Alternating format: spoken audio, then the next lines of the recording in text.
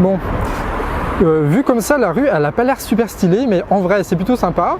Et le local est juste là. Voilà, donc là, il faut imaginer qu'il y aura plein de papiers super cool.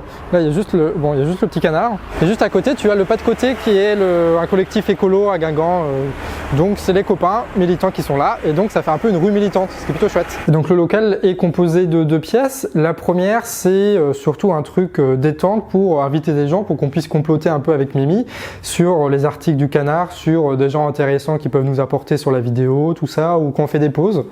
Il y a une machine à café et dedans, on fait du thé vert.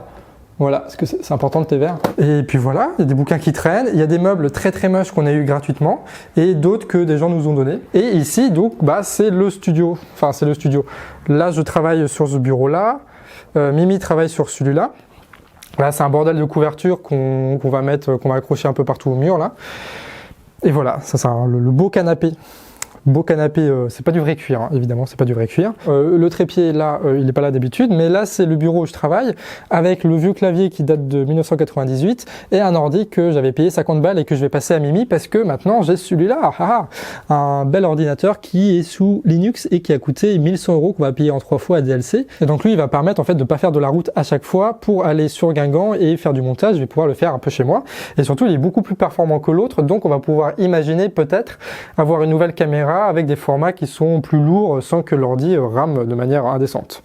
Donc là, c'est le premier studio et je pense que le cadre de la caméra, il devait faire un truc comme ça sur la dernière vidéo, là, tu vois, un peu comme ça là. Et donc c'est un loyer qu'on paye 305 € par mois et on est en plein centre-ville de Guingamp, juste à côté des copains du collectif Climat. Et ça c'est plutôt chouette parce que les 2 grosses organisations militantes du coin sont juste à côté dans la même rue. Et évidemment le gorille est toujours là parce que faut pas déconner non plus. Au Canard, on a une tradition, c'est celle d'être totalement transparent au niveau des comptes financiers et donc on va voir rapidement ensemble où est-ce qu'on a dépensé l'argent et le fichier que vous voyez en ce moment c'est totalement disponible en description. Voilà, avec toutes les petites captures d'écran et bouts de facture que vous pourrez trouver.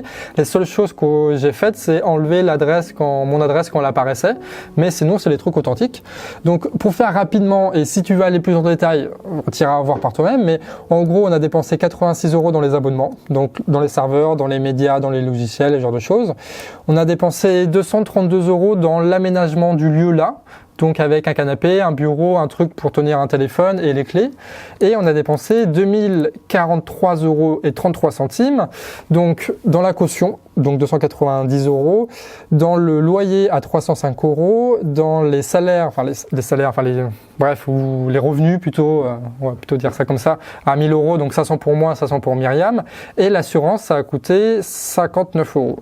Ensuite, il y a l'ordi, on va en parler juste après, c'est 389,33 €, et ça pendant 3 mois, donc tous les mois pendant 3 mois, parce que sinon ça coûtait beaucoup trop cher. Et donc on arrive à un total de dépenses de 2363,33 €. Au niveau des recettes, on va le voir, YouTube 0 €, mais c'est une très longue histoire. Tipeee, du coup ce mois-ci c'était 925,32 €, sachant que le gros du Tipeee va arriver le mois prochain parce qu'il y a un gros décalage de quasiment 2 mois quand vous donnez de l'argent et quand nous on le reçoit. Donc le très gros, les 2000 € et machin, ils vont arriver à la fin du mois. Donc là, on n'avait que entre guillemets, 925 €. Au niveau des chèques, il y a beaucoup trop de gens qui ont donné des chèques avec des messages trop mignons et on va prendre le temps de le répondre maintenant que le journal est terminé, le journal papier. On a eu 1195 €. Ouf. Tu as Daniel qui m'a donné 20 €. Voilà, Daniel, voilà, des bisous. PayPal 339 € et il restait 263 € de la dernière fois et le journal, en fait, il y avait plein de petites pièces qui traînaient et qu'on les accumule, et ça fait 136 €. Donc au total, au niveau des recettes, on est à 2878 €, ce qui fait un total de 517,21 € de bénéfices. Voilà. Il y a eu quelques cafouillages entre les différents comptes, mais globalement, du coup, là sur le compte de l'association, on est à peu près, c'est pas la virgule près, mais on est à peu près à 520 €. Et donc comme ça, vous savez exactement, voilà, ce qu'on fait avec l'argent que vous donnez. Voilà, c'est marqué là. Donc toutes les factures et tout ça, disponibles en description. Bon, il y a un truc moi qui m'embête, c'est les élections présidentielles. Donc ça va être un moment ultra important, peut-être le plus important que l'histoire de France a eu au vu des enjeux climatiques, sociaux et démocratiques. Enfin bref, c'est pas de la rigolade, quoi. Il y a des vrais enjeux derrière ça. Par contre, je ne sais pas comment traiter ça. Enfin, comme vous, j'ai une opinion sur la question et moi j'ai un candidat que je préfère à d'autres. Ah, qui sait, incroyable, que suspense. Mais la question c'est que jusque-là, le canard c'était surtout, on fait la critique de Macron et on fait de l'éducation populaire autour. Voilà, c'est un peu ça le principe. On est tous d'accord pour critiquer Macron, critiquons Macron, mais essayons de faire en sorte que cette critique elle puisse amener à des réflexions, à des références en se servant de machin, truc, le monde diplo, etc., etc. Et là, je ne sais pas trop comment faire pour les présidentielles parce que va se poser la question des autres candidats. Et donc forcément, sans doute d'une manière inconsciente ou pas, je vais valoriser plus un candidat que l'autre, surtout s'il y a des grands enjeux, tout ça, et que je sais pas si vous avez déjà fait des campagnes présidentielles pour des bonhommes, enfin c'est quand même une atmosphère qui est assez excitante et qui est justement un peu le terreau de comportements qui sont pas forcément faciles à contrôler et qui sont très inconscients. Enfin bref, du coup l'idée c'est comment est-ce qu'on va faire pour traiter ça. Alors déjà il y a 3 trucs qui vont être faits par le canard durant ces prochaines semaines, ces prochains mois. Il reste 18 mois là pour la campagne présidentielle mais ça commence maintenant. De 1, on va continuer à approfondir la critique de Macron en essayant de recenser tous les merdiers qu'ils ont fait et de les coller au discours qu'ils ont maintenant pour les présidentielles. Donc par exemple, s'ils se présentent comme oui, je suis le candidat écologie machin, faire tout un travail où on va résumer, faire un bilan écologique de son quinquennat en disant il y a eu ça, il y a eu ça, il y a eu ça, il y a eu ça, donc ce qu'il dit c'est de la merde. Et ça va se faire en mode participatif tout du long de la campagne. Et donc je vous dirai quand j'aurai besoin d'aide pour recenser des articles, tout ça. Deuxièmement, on va essayer de mettre en valeur des initiatives qui ne sont pas liées à un parti politique ou à un mouvement politique, mais qui sont vachement intéressantes, comme la sécurité sociale de l'alimentation. Ça c'est plutôt cool. C'est des gens comme le réseau salarial, la Confédération paysanne qui mettent ça en place, donc pas de souci. Ça permet de développer un peu l'imaginaire et c'est vraiment chouette. On va parler des idées, mais on va aussi parler des autres médias, comme je vous disais, sur Germinal, sur le Front Populaire, sur le machin. Des trucs qui sont pas forcément mon avis à moi, mais qui va permettre de développer une sphère de débat, d'arguments qui sont plutôt intéressantes et qui va permettre de réfléchir mieux, que ce soit parce qu'on est d'accord ou que ce soit parce qu'il faut formuler la critique. Et troisièmement, ce qui pourrait être pas mal, c'est de mettre en débat en fait différentes opinions et de le faire bien. Enfin, je veux dire, on peut inviter des gens comme à la télé, sauf que tu amènes des sujets qui sont beaucoup plus importants, beaucoup plus intéressants, de manière beaucoup plus intelligente pour faire en sorte que le débat à côté soit intelligent. Et comme ça, vu qu'il y aura des contradicteurs dans tous les sens, il n'y a pas un candidat qui va se révéler plus que d'autres, enfin qui va être mis en avant plus que d'autres parce que je le préférais par exemple. Je sais pas si toi, tu as d'autres idées de format, de prise de position, machin, comment est-ce qu'on peut discuter de ces présidentielles sans pour autant mettre en avant quelqu'un, mais sans pour autant être dans la fausse neutralité. Parce que c'est ça le truc aussi, c'est qu'on peut pas être objectif, on a un avis, mais en même temps, il faut pas trop le mettre pour les trucs, pour un parti ou tout ça, quoi. C'est compliqué tout ça, et moi j'aimerais bien avoir ton avis sur cette question-là, et sur, est-ce que tu connais d'autres formats, est-ce que tu imagines d'autres formats qui peuvent être intéressants et qui pourront t'aider toi à faire ton choix durant cette élection et parmi les candidats. Au canard, il y a un format que j'aime bien, c'est celui qui parle des articles du monde diplomatique, parce que ça permet d'approfondir vachement un sujet sans que ce soit une trop grosse charge pour moi, et surtout que la plupart du temps, ce qui est dit sur le monde diplomatique, je le savais pas du tout et que j'aurais pas du tout pu l'inventer, ce qui permet d'avoir des sujets ultra pertinents à discuter régulièrement. Le truc, c'est que il y a peut-être d'autres trucs à aller regarder que le monde diplomatique, des revues qui sont intéressantes, qui parlent un peu de l'actualité ou pas, et qui permettent d'approfondir des sujets que le monde diplomatique n'approfondit pas forcément. Et par exemple, tu as la revue Germinal qui va sortir, ça va discuter de république, de nation, de social, de démocratie, d'écologie. Ça a l'air très très bien et je vais à peu près être d'accord sur tout ce qu'ils vont dire, je pense. De cette revue, on va en discuter, mais il y a peut-être d'autres trucs qui sont plus intéressants, non pas parce que je serais d'accord avec, mais parce que justement je serais critique par rapport à ça. Et je pense au truc d'Onfray par exemple, il y a plein de trucs que Onfray dit, c'est super bien, il y a plein de trucs que Onfray dit que je trouve terriblement nul, et donc ça peut être pas mal de faire une revue de presse du Front Populaire, de sa nouvelle revue là, et d'essayer de développer, non pas on est d'accord le mot diplomatique c'est trop bien, mais de développer une critique en disant voilà pourquoi je serais pas trop d'accord avec ci, avec ça. Bon, évidemment tu auras une part, ça va être on va décrire l'article, tout ce qu'il dit, les arguments, et de l'autre côté on va faire la critique, parce que ça me semble indispensable de faire les deux, de dire quand je suis d'accord ou quand je suis pas d'accord, parce que de toute façon moi j'arriverai pas à faire la part des choses en disant je présente objectivement un article auquel je suis totalement en désaccord. Je sais pas si toi tu arrives à faire ça, moi j'arrive pas à faire ça, donc pour être honnête, eh ben, je dis ce que je pense du truc et ça permet de développer une pensée critique. Et vu qu'on est sur Internet et que tu as à peu près tous les avis et les opinions possibles qui sont exprimés, eh ben, si tu veux aller voir ailleurs, eh ben, tu peux y aller. Donc ça pose pas de souci d'avoir des trucs qui sont partisans, qui sont engagés, qui sont liés à, je sais pas, une opinion politique. Voilà. Ce qui est chiant, c'est que quand cette opinion politique est cachée derrière une fausse objectivité. C'est ça le vrai danger en réalité. On va continuer de parler du monde diplomatique, on va parler de Germinal, on va essayer de développer une critique du Front populaire en essayant d'amener plein de sujets politiques sur la table. C'est pas grave si on n'est pas d'accord sur des sujets, hein, c'est la vie, c'est comme ça. Et si toi tu connais des revues qui peuvent être intéressantes, que ce soit parce qu'on est d'accord avec ou parce que c'est intéressant de formuler une critique par rapport à ça, eh ben je suis carrément preneur parce que je sais qu'il y en a un peu partout des revues, des gens qui parfois ne distribuent pas largement leurs trucs, qui fait que c'est assez méconnu, mais qui pourtant sont vraiment intéressants. Donc si toi tu connais des trucs, je suis preneur par commentaire. Et si cette vidéo est faite un peu plus rapidement que d'habitude, c'est aussi parce que cette semaine, on a pris le temps de terminer Le Canard réfractaire, le journal papier, et qui est un média qui se concentre plus sur les initiatives et sur les militants des Côtes-d'Armor, évidemment. Alors pour le moment, c'est un peu un journal gentil qui fait des portraits, des trucs comme ça, des initiatives, de lieux, de gens. Mais là, avec Mimi, on est en train de comploter pour faire en sorte que Le Canard papier soit un petit peu plus taquin. En fait, ce qu'on voudrait faire, c'est faire plus de l'investigation et relayer des informations qui sont fiables, qui sont sourcées de magouilles qui sont faits au niveau des élus, au niveau des petites communalités ou encore pire, ça doit être le pire truc qui existe, des agglomérations, parce que là-dedans, on a discuté avec 2-3 personnes vite fait à l'arrache, mais tu as une tonne de dossiers à sortir et à mettre au grand jour que les grands médias genre Ouest France et Telegram font très peu souvent. Et notamment dans les Côtes-d'Armor, tout ce qui concerne la relation entre les élus et tout ce qui va être l'agro-business, c'est un assez gros truc quand même, il y a franchement besoin de foutre un peu un coup de pied dans la fourmilière là-dedans. Donc on va mettre pas mal d'énergie là-dedans aussi et c'est pour ça que Mimi est là, elle va se concentrer sur le journal et sur ses investigations et ça va être plutôt intéressant à faire. Donc il y aura un mélange à la fois de trucs locaux, mais il y aura aussi des pages plus participatives avec notamment le Discord qui va produire des textes d'analyse qui va pas être à l'échelle locale mais à l'échelle nationale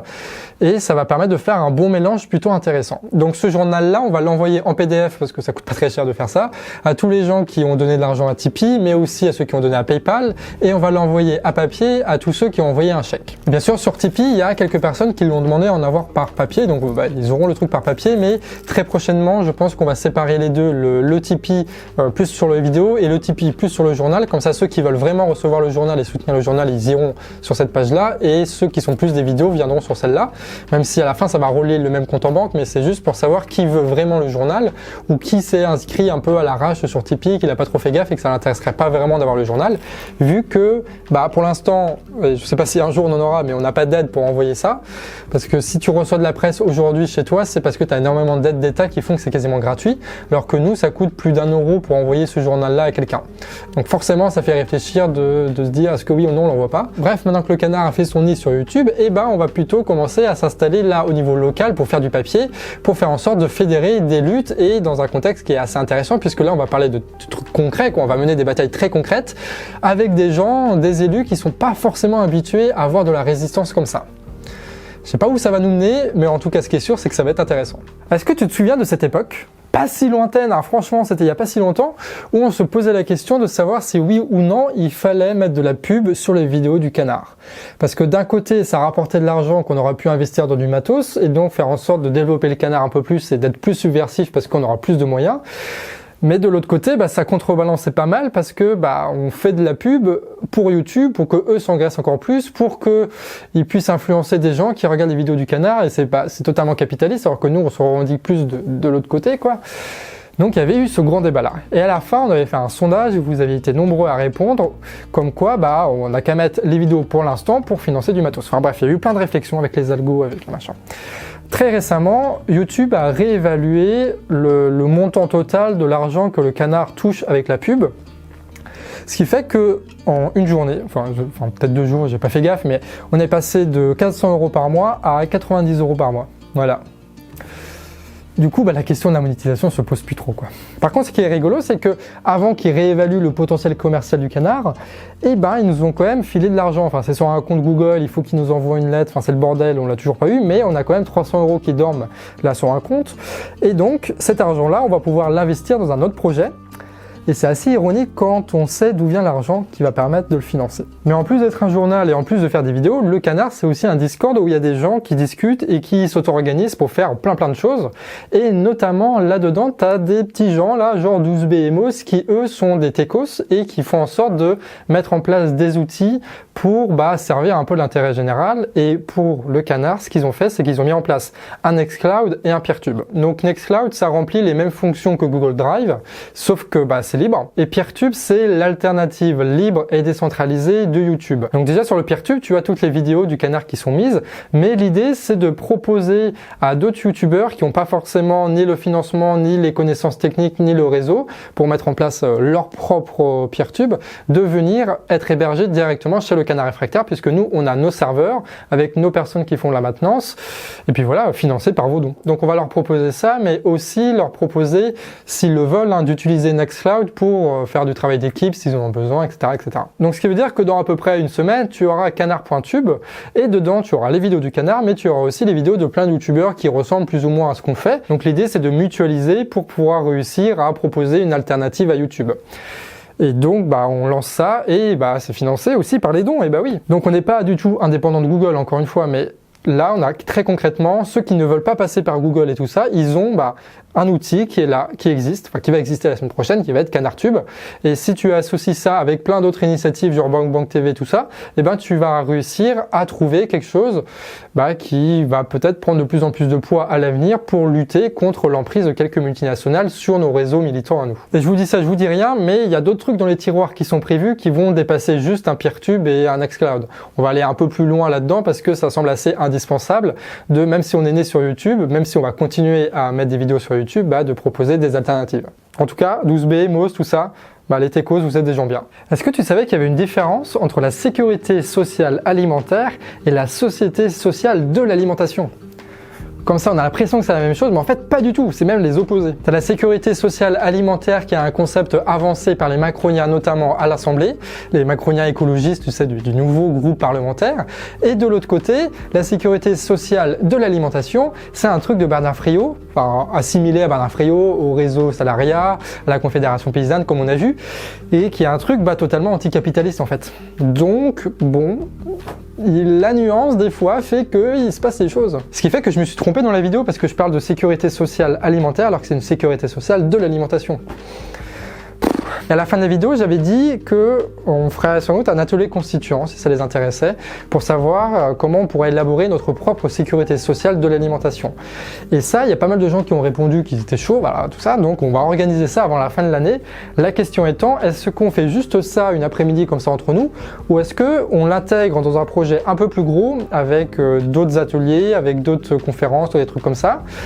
Et ça, je sais pas trop. On va voir avec le Discord et je vous en reparle le mois prochain. Donc, le mois prochain, on va savoir, c'est soit on fait un gros truc, soit on fait un petit truc, mais quoi qu'il arrive, avant la fin de l'année, fin novembre, début décembre, il y aura quelque chose qui va se passer. Si je vous dis ça, c'est pas, je plaide coupable totalement. C'est l'idée, c'est de faire en sorte de généraliser et de faire de plus en plus de ce genre d'ateliers qui sont des vrais moments d'éducation populaire et qui sortent des cadres des vidéos qui, sont bien parce que ça permet de se diffuser, machin, mais en fait, c'est juste moi qui parle. Et donc là, avec ces ateliers, ça va être plein de gens qui vont parler pour produire des choses en commun et ça va être une vraie action collective.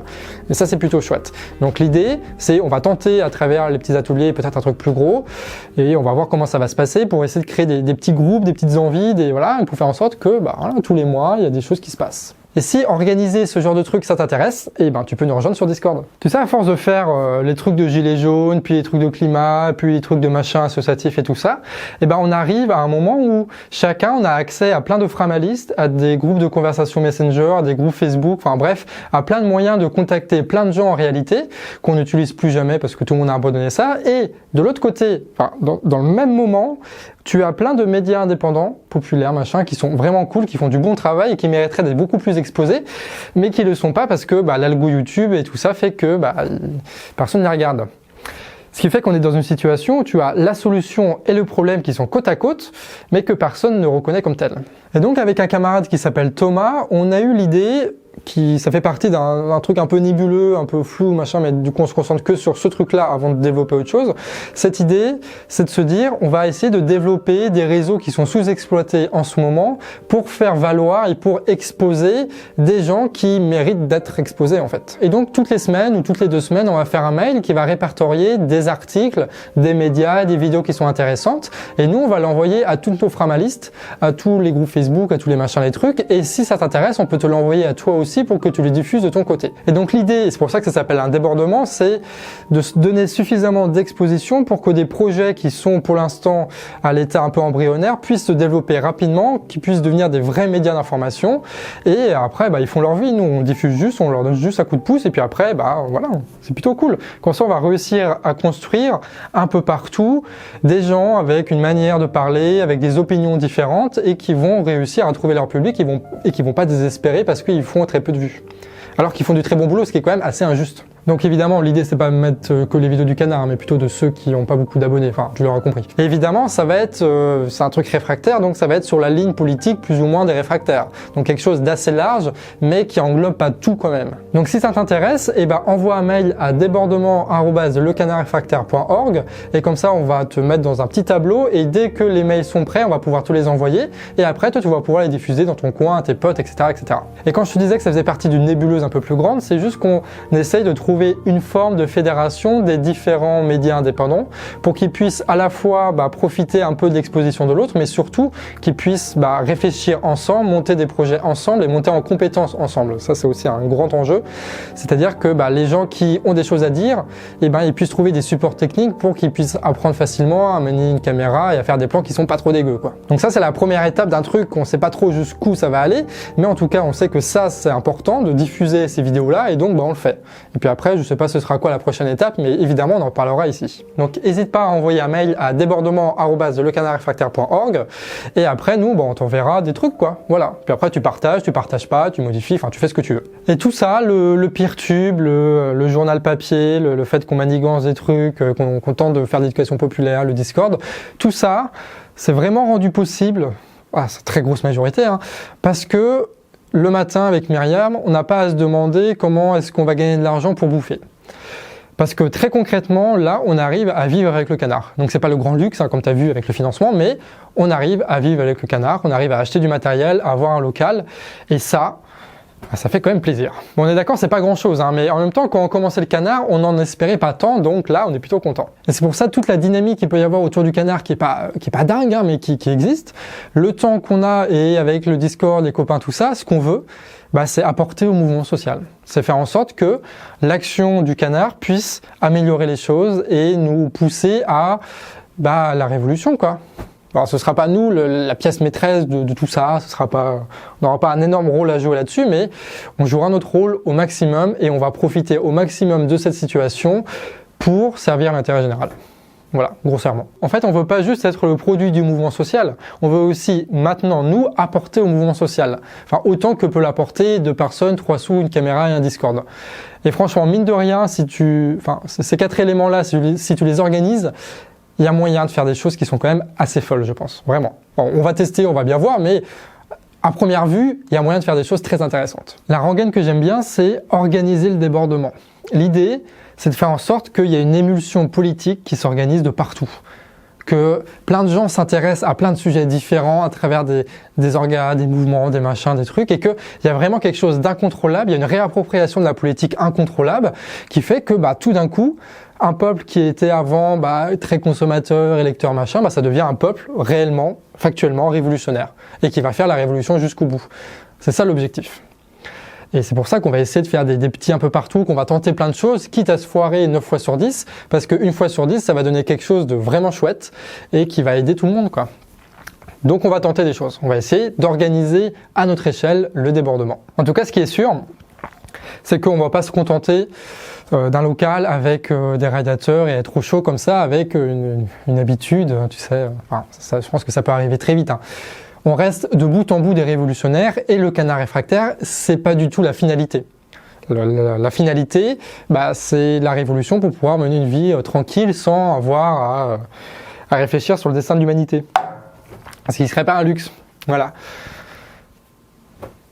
Merci à tous en tout cas de soutenir le canard, de donner des sous, de partager, de tout ça. On se retrouve à très vite pour de prochaines vidéos. Je pense que jusqu'à la fin de l'année, on va tenir le rythme de 3 vidéos par semaine. Et puis après, ça va changer, je pense, en janvier parce que on va arriver à la limite du format. On ne peut pas trop creuser en fait, ce qui est dommage. À la prochaine, on se quitte avec une musique russe et un canard qui fait coin. Des bisous, à lundi.